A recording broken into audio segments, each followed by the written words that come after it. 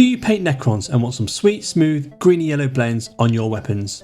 Or maybe you just want to learn more on how to blend colour together?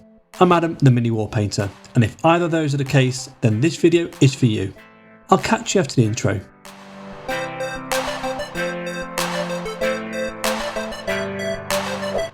This tutorial is going to be a 4-phase process. Phase 1 is palette prep, Phase 2 is blocking in and mapping our colours, Phase 3 is blending our colours together, and Phase 4 is edge highlighting, which will frame our effect. In this tutorial we're going to be using 4 paints: Abaddon Black, Moot Green, Yriel Yellow and Dead White. Now let's get on with some painting.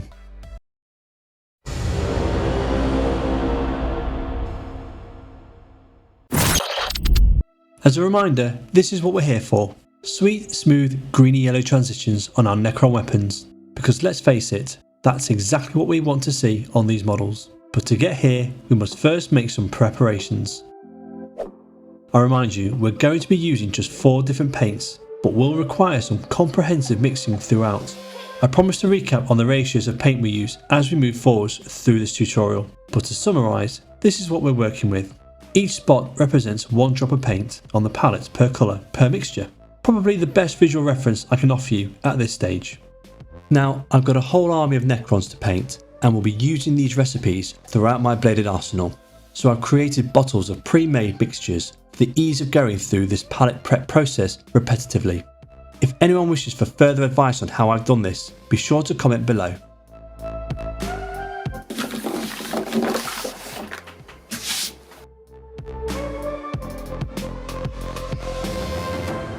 From left to right, we've got pure Abaddon Black. Then it's a 2:1 mix of Abaddon Black and Moot Green. Then it's a 1:2 mix of Abaddon Black and Moot Green. 1:4 of Abaddon Black and Moot Green.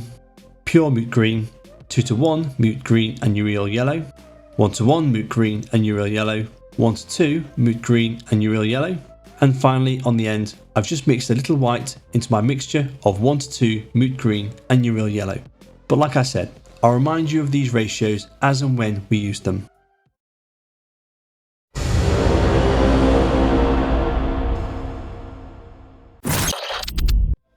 So to begin things off, we're going to block first using pure Moot Green, because the key to this effect is balance. You don't want to start blocking in your brightest or darkest tone first, undercompensate, and be left squeezing the last 2 tones in on the end. Starting in the middle, we can expand easily outwards our colours. Next is a 1:4 ratio of Abaddon Black and Moot Green, remembering as well to apply multiple thin layers as opposed to 1 thick layer. Be sure to allow for 1 layer to dry first before applying the next. 1:2 ratio of Abaddon Black and Moot Green.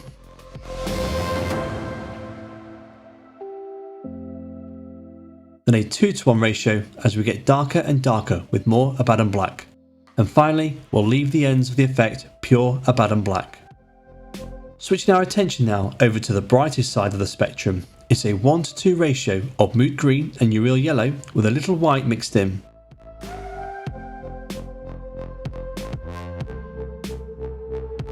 A 1:2 ratio of Moot Green and Yriel Yellow.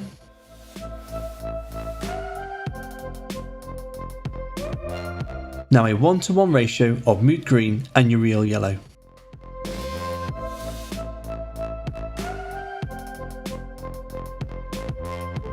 And then finally a 2:1 ratio of Moot Green and Yriel Yellow. Done. Now on to phase 3, blending. To simplify blending in our reality as miniature painters, we are effectively shuffling 2 colours together on the model. That's it. You're going to have tone A and tone B. These could be 2 colours opposite ends of the colour wheel, or they could be the same colour, just one is slightly lighter than the other. There are numerous techniques to shuffling these 2 tones together. A couple worth mentioning are wet blending, glazing, feathering and layering. But I'm not here to go into detail on these right now. But what I will offer you is a bit of advice. Learn as many different techniques possible. Learn them, practice them, understand them. And remember that no single technique will ever be enough to tackle all blending challenges. There will be times when you'll adopt multiple techniques simultaneously to achieve the finish you're after. What will remain the same throughout, however, is your goal, which will be to manipulate the pigment in such a way that you can no longer tell where one tone ends and the other begins.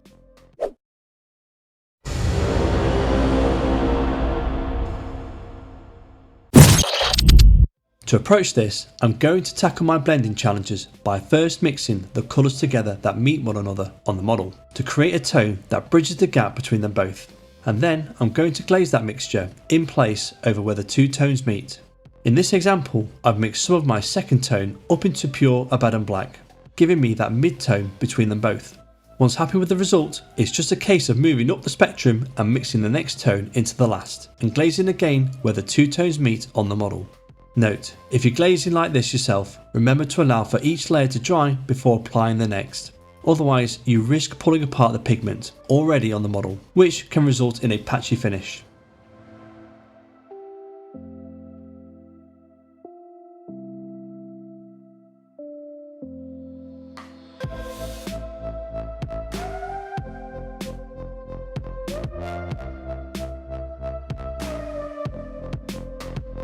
Here I've changed technique to wet blending. You need to move fast cleaning your brush and loading the next colour before the current paint on the model dries.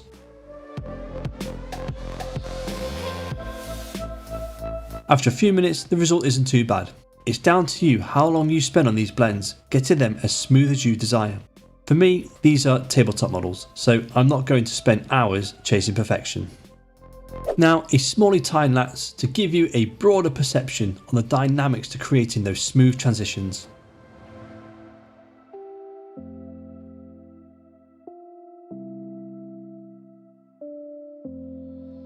Blending is about adaptive thinking on the best approach to dealing with that puddle of pigment you've got in front of you in that very moment. Do you quickly rinse your brush and try feather out that little puddle? Do you quickly dip your brush while still having some of the previous paint in your bristles straight into the other colour to build a quick mixture that sits between them both? And maybe wet blend that in before what you already have on the model dries? Or do you decide to wait for it to dry so you can glaze this new mixture over the top? And with all those tones now blended together, the next step is to do the same for the other half of the blade.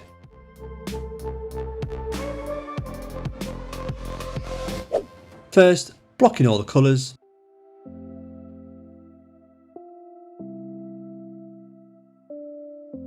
and with a bit of magic, blend all those tones together. Marvellous.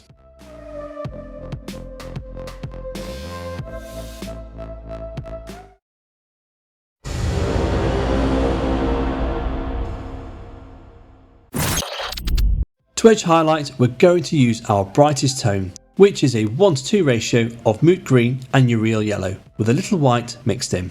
These edge highlights are going to be the key to bringing harmony to this effect. They act as a frame to your blends, tying all the transitions together.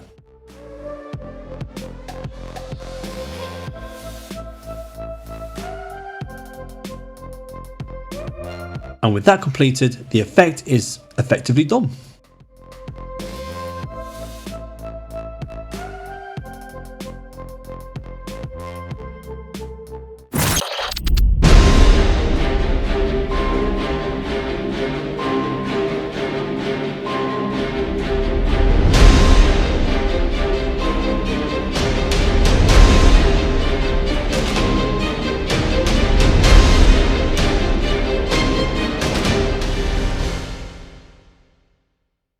I really hope you like the effect. It doesn't get any more simpler than this with blending. You've got a large flat area to play with, the blades are a simple shape, really good for blending practice. Not to mention the result makes your Necron Scorpic destroyers look insane.